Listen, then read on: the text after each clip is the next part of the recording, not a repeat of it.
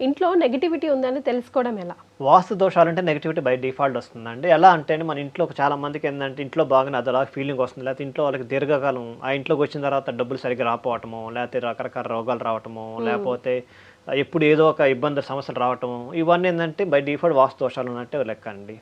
లేకపోతే పిల్లలు చదువు సరిగ్గా సాగపోవటం, అక్కడ ఉన్నప్పుడు బాగుందండి, ఇక్కడికొచ్చి సరిగ్గా సాగట్లేదని చెప్పడం ఒక రీజను. అక్కడ ఉన్నప్పుడు నాకు బాగా డబ్బులొచ్చినాయి, ఇప్పుడు ఇన్‌కమ్ లేదండి.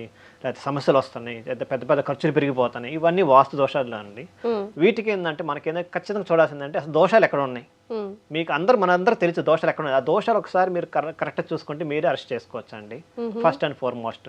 అంటే నార్త్ ఈస్ట్‌లో ఏమైనా టాయిలెట్స్ ఏమైనా పెట్టారా? లేదంటే సెంటర్‌లో ఏమైనా భారమైన నిర్మాణాలేమైనా ఉన్నాయా? లేదంటే ఎంట్రన్స్ మనం వచ్చే సింహద్వారం ఏదైనా రాంగ్ ప్లేస్‌లో ఉందా? హ్మ్. ఇవన్నీ అంటే బేసిక్ ప్రిన్సిపల్ అనమాట. లేదంటే మనం కిచెన్‌లో కరెక్ట్‌గా ఎక్కడ పెట్టాం, స్టవ్ దగ్గర పెట్టామా? సింక్ ఎక్కడుంది కరెక్ట్‌గా? ఇవన్నీ మనం కరెక్ట్‌గా చూసుకుంటే మనకు అవగాహన వస్తది. వాస్తు దోషం ఉన్నప్పుడు మెయిన్ ఏందంటే ఇవేనమాట. నెగెటివ్ ఎనర్జీ మనకి ఫ్లో అవుతుందనమాట.